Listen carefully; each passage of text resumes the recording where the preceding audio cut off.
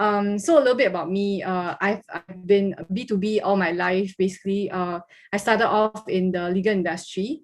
Been there for 17 years, and then 1 year in tech. So I came into the legal industry not doing marketing. I came in as a client care person, helping the one of the department, which is the real estate and conveyancing. And from there, I did more business development related. And when I saw the opportunity within the firm, in terms of marcoms, I actually asked my boss if I can, try it out. So I started as marcoms internal for the legal department while doing the real estate work. And subsequently, I actually came out to work in a smaller law firm for a year. And then I was asked to go back to the previous firm that I'm in to handle the entire marcoms, which includes the external aspect. And 5 years after that, I decided to move out, join another law firm. And then last year, I got the opportunity to take part in marcoms for a technology industry.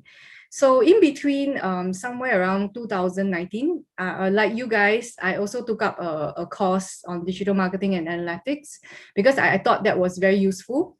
And it's a must-have skill, I feel, nowadays for marketers. It's not something that that we can ignore.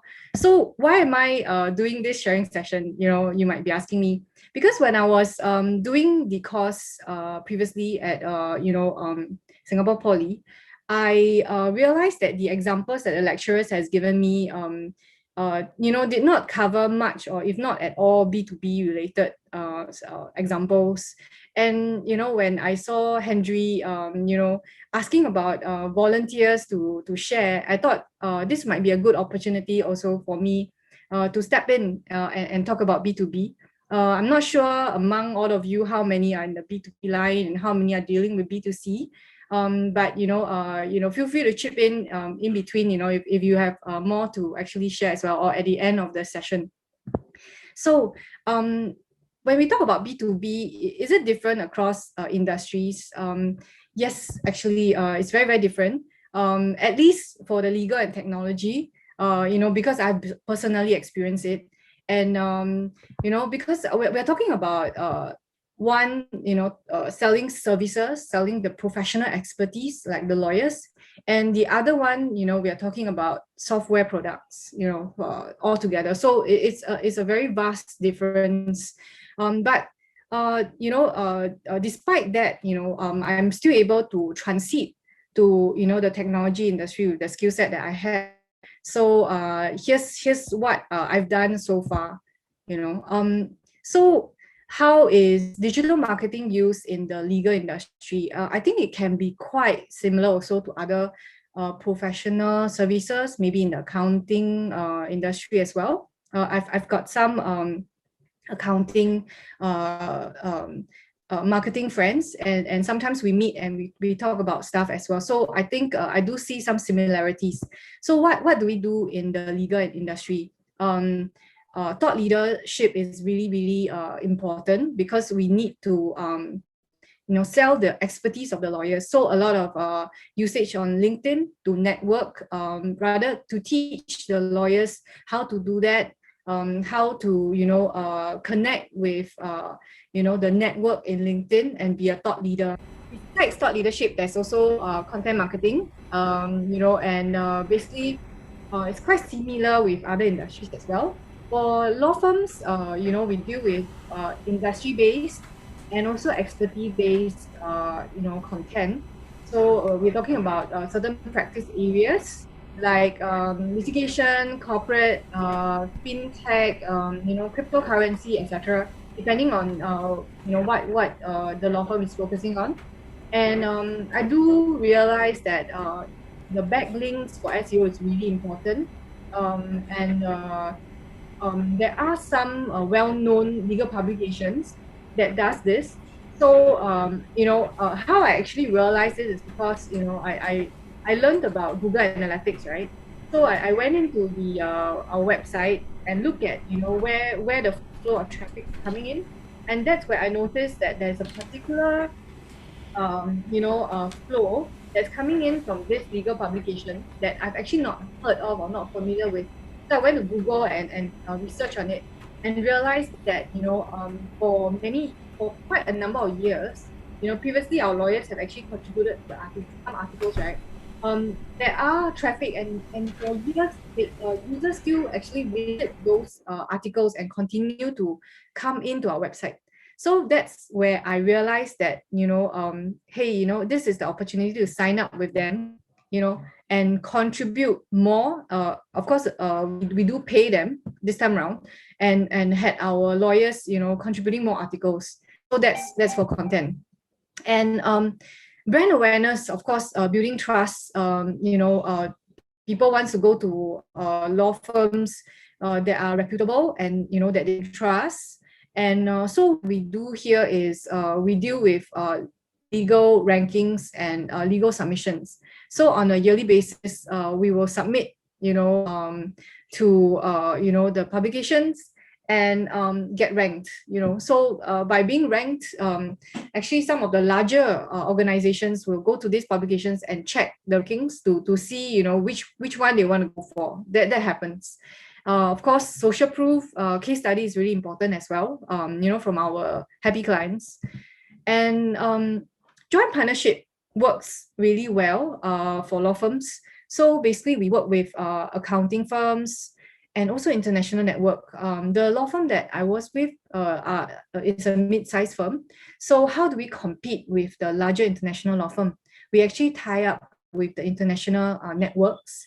So these are like all small to medium-sized law firms from respective jurisdiction, respective countries. And then, we come together.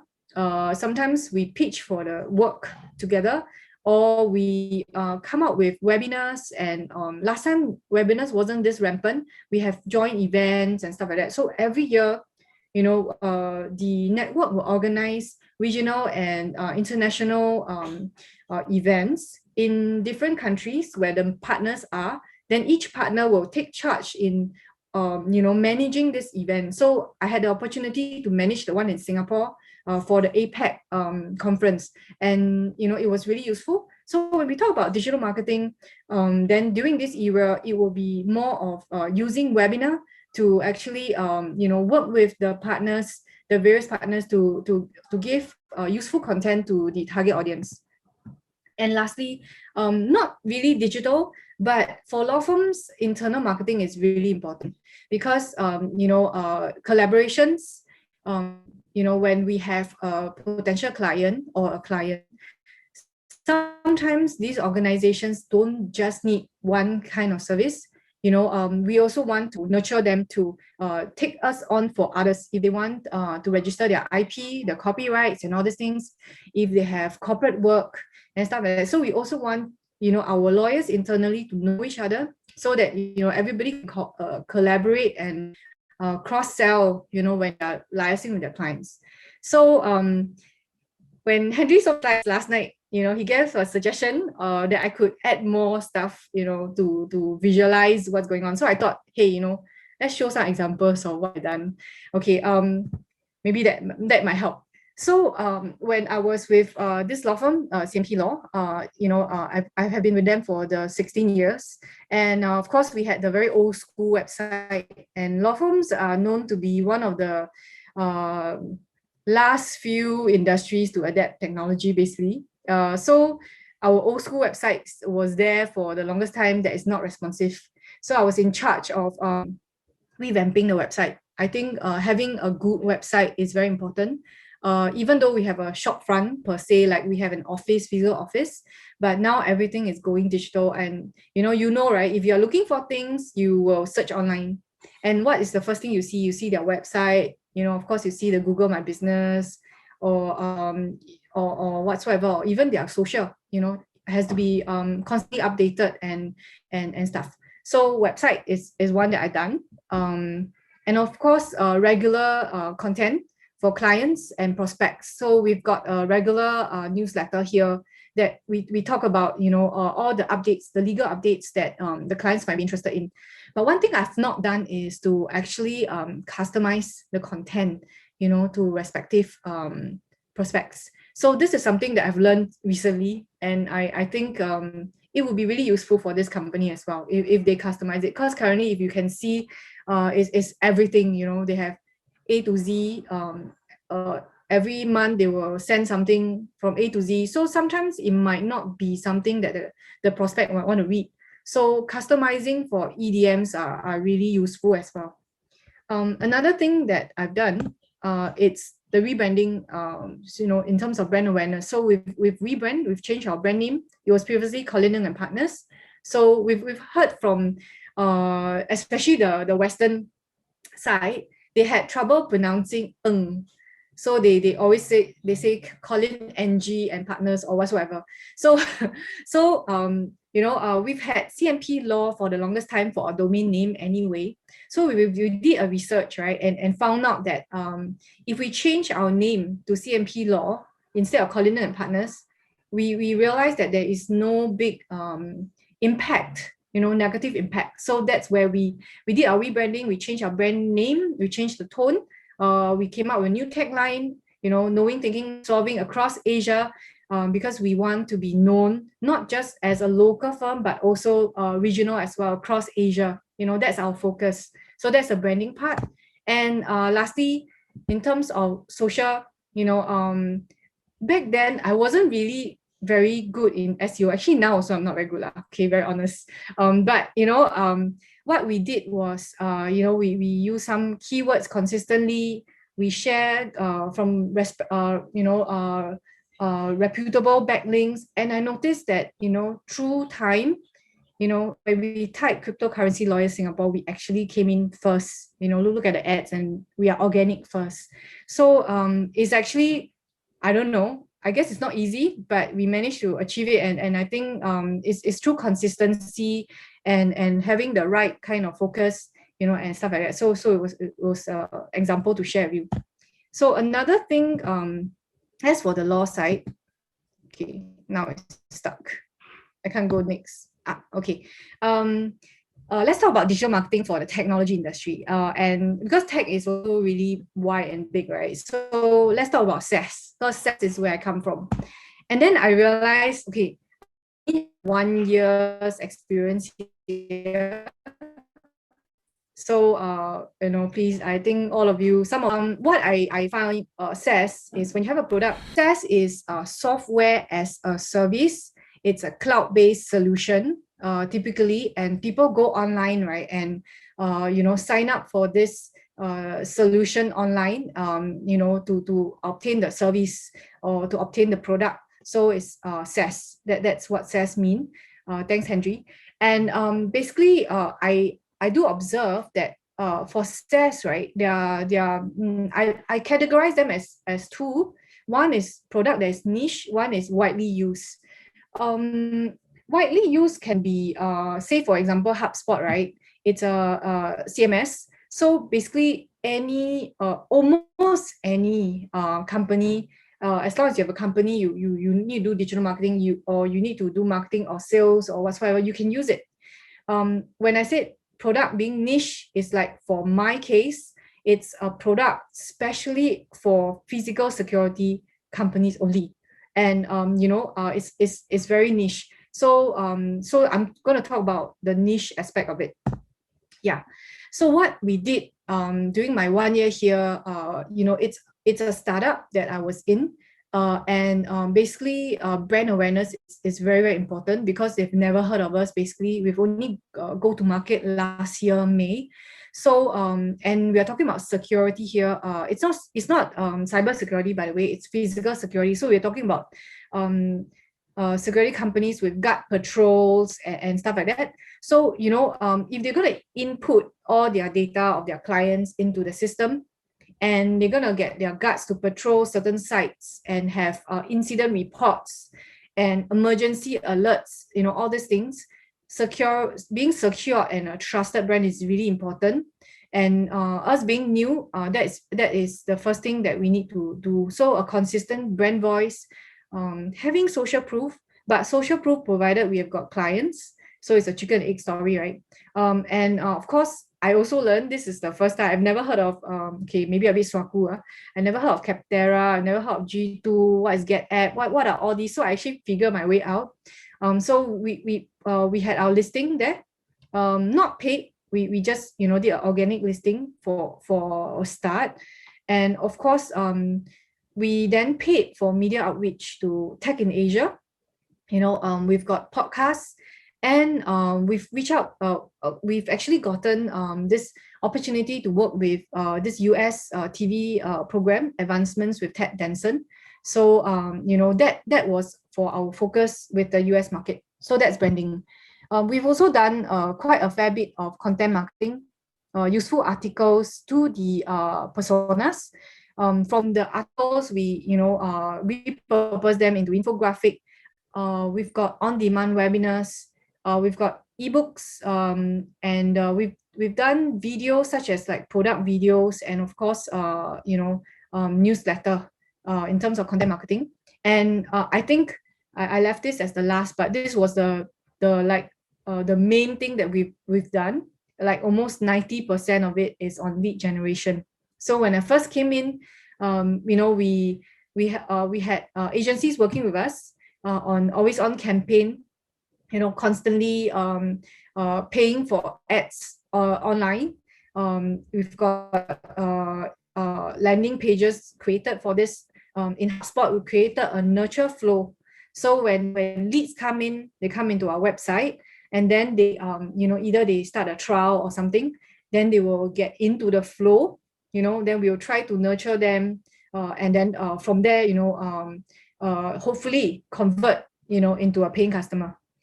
So all this we've done Google Ads,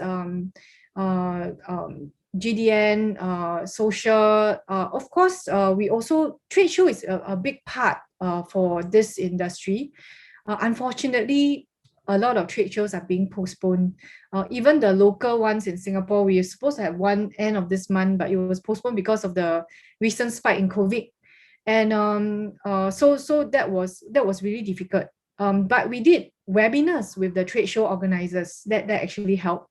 And so I realized that we actually were the sponsor for a local trade show, and they are very niche, solely focusing on the security industry. And so we did our sponsorship with a webinar in mind. And when our CEO, right, work with the other associations of Singapore and Malaysia, right? When he did this webinar, we've gained really good 200 over, and and we've gotten the list, and then from there continue to nurture them. In fact, among the other webinars that I've done, right, with our CSM, which is the my sales colleague, we didn't get as much kind of response as compared to the webinar registrants. So from the webinar registrants, once I start them in the nurture flow, right, I've actually gotten hit rate of people trying to book a demo, to find out more about the product. So that was the success I got for the trade show webinars. And interestingly, because security is a very a very traditional industry still, it's also another industry that is a bit slow in adapting to tech. So I could understand that. So we brainstormed and thought of doing direct mailers. Of course, the COVID situation, work from home, has affected it. But each time I send out a direct mailer, I had a QR code on the mailer, and I could track whether people are scanning it. And I also work closely with our contact center colleagues. And every time my direct mailer goes out, right, every time there's a campaign, I notice that there is always a hit rate. There's always inquiries coming in, and there are people who are reading my mailers and responding to us. So if you guys are thinking of, I haven't thought of direct mailers, I think still worth a try, in direct mailers as well. And product videos. So some examples that we've done. So basically, when I first came, the website was already done, but it was another website. And I noticed that when I was looking at the Google Analytics, the bounce rate was really extremely high, and it is not right. So basically, people are going in and they're not consuming content and they're just coming out. So people basically go in because of the lead gen effort that the agency is doing, and they're not really effectively consuming other things, consuming the rest of the content and articles that people are creating. So basically, I feel that this is not very appropriate or right. And another thing is we've got feedback from people, when I hear from sales and our contact center, that they thought we are a cybersecurity company, or we are some sort of video game or computer game company because of the design. So I told my boss, hey, let's revamp the website. So so within 1 month, actually it's very, very short, I revamped this website, with the help of the agency. And I think from there, I did track the Google Analytics stats. The bounce rate has reduced significantly. And because in the blogs page, right, at the bottom, I also have other suggested blogs, to continue the flow for the readers. So I realized that actually helped with the readership, and the general consumption of the website.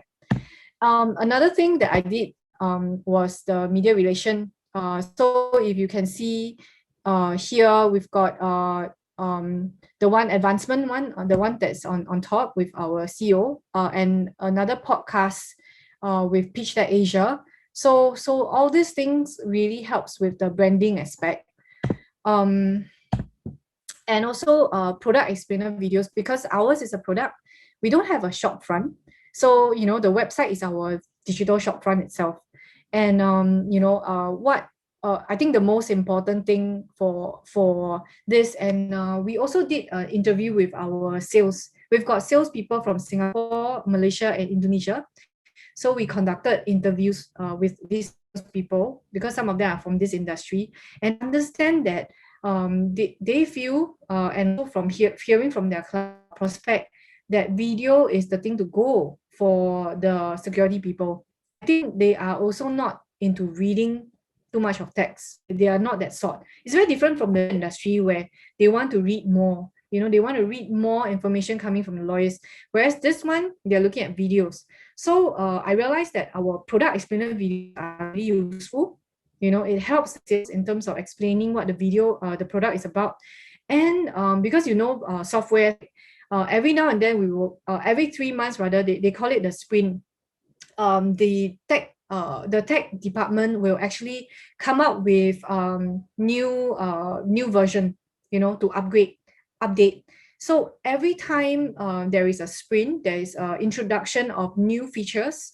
I recently tried to do a short intro video, maybe like a minute or two, and share it on social, and also share it in our EDM updates with the prospect.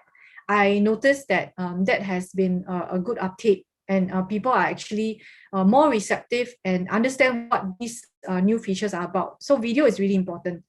And lastly, I was talking about podcasts, awareness, and when we did the podcast, in terms of the podcast Asia, we also repurposed this itself into blogs, or bite-sized information, and we share it on social.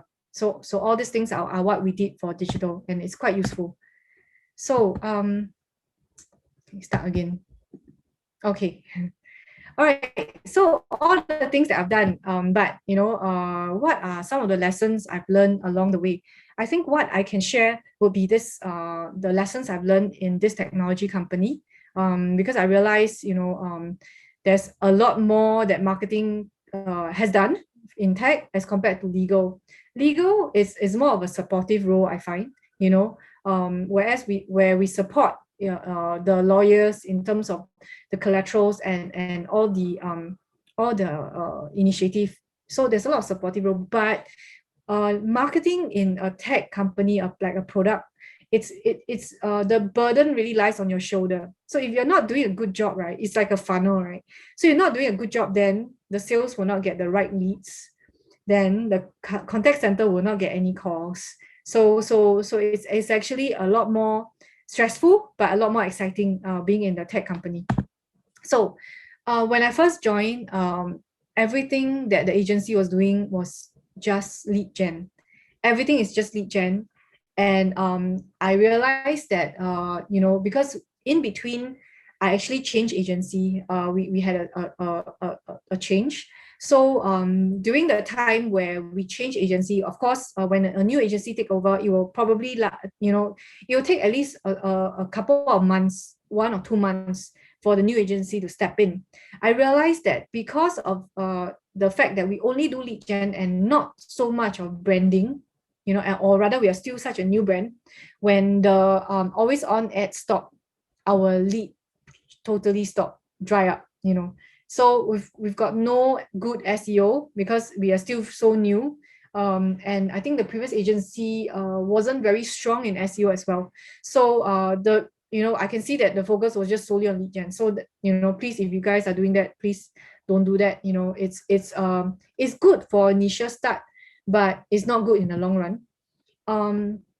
Yeah, inbound marketing is not just about generating content and blasting on social, because previously when I first joined, right, when I was very, very new to this, what I noticed the agency did was really just like that, generate lots of content, really good content calendar, all structured out. But when the content came out, right, they just put it on the website and blast on social. That all. So basically, that resulted in not good outcome for the inbound marketing aspect. And webinar works best with partnership. We've done a number of webinars, product demo webinars on our own. And when we get other partners involved, like I've done one with a research company, and basically, we kind of cross-sell our products as well, or services. And that was actually very well received. And of course, I've done one with the webinar. I've done one with the trade show, and that was extremely well received. So webinars really works best with partnership. So if can, always try to have a win-win situation, partner with another partner, and cross-sell your services if it's a complementary kind of service. And understand where your target audience are consuming the content. So Facebook is like a go-to platform for everything. So when I first came in, the agencies are spending a lot of money on Facebook. And we were targeting 5 countries. So we've got Philippines, Singapore, Malaysia, Australia, and New Zealand. And basically, Facebook doesn't work well for Philippines at all. The engagement rate was really high.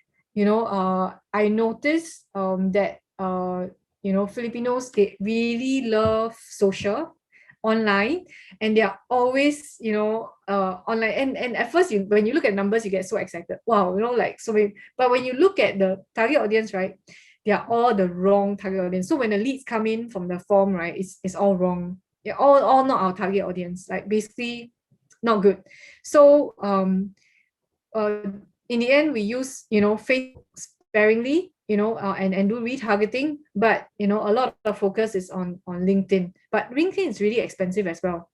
So in the end, I realized that the first agency was doing like a spray and pray kind of concept, doing the lead gen and sending out and all these things. And because if I take a step back and look at our nature of business, right, I already mentioned it's niche. Our focus is only on security companies. And by doing all this, just mass, not say mass, even though it's targeted, it's still not targeted enough.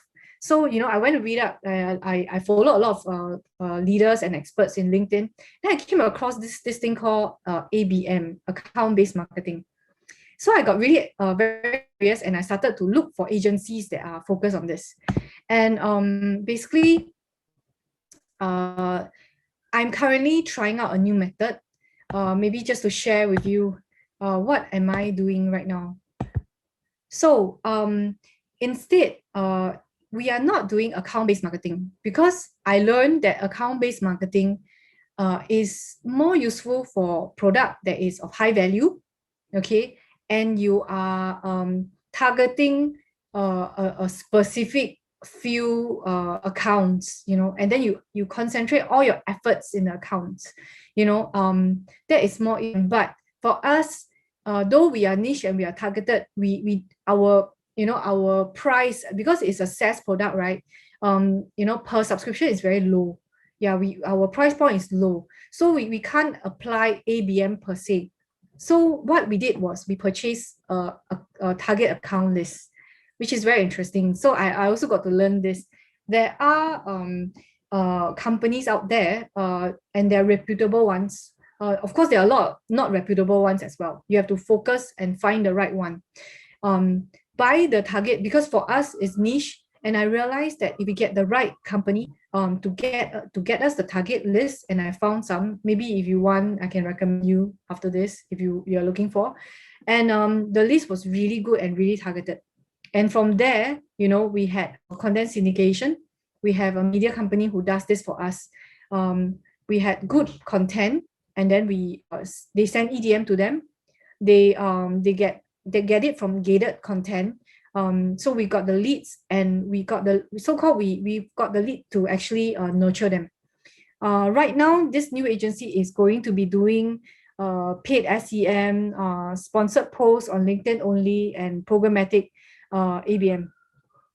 So I have no idea what's going to happen. I'm actually excited to see how it's going to turn out. But our first campaign just completed not long ago, and the leads that came in are good leads. You know, they are very targeted leads. They are exactly who we want. So now all we need to do is nurture them correctly in the right, you know, nurture flow, and understand, you know, what is their pain point and stuff like that.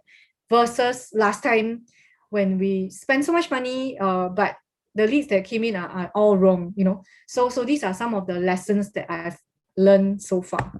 I hope this session is useful. So, you know, as you can see, I've transited from, you know, legal industry for so many years. Goodness, I was thinking that there's no way I would change, you know. I like 15 years, 16 years. Like, you know, if I have a kid, it's really a teenager, you know. So, you know, I never thought I could actually change an industry. But this startup actually see a potential in me, and I'm really grateful. And I did make it work. You know, I learned and, you know, read up along the way. Of course, the 1-year course helped, but that's not everything. Whatever I learned is only the basic.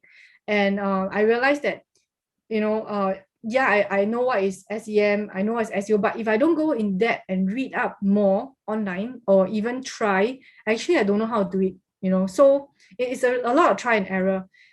So if you guys want, you know, scan this or type this link, you know, connect with me on LinkedIn. I like to share B2B marketing related updates and news and views. So you know, yeah, that's all, Henry. Over to you.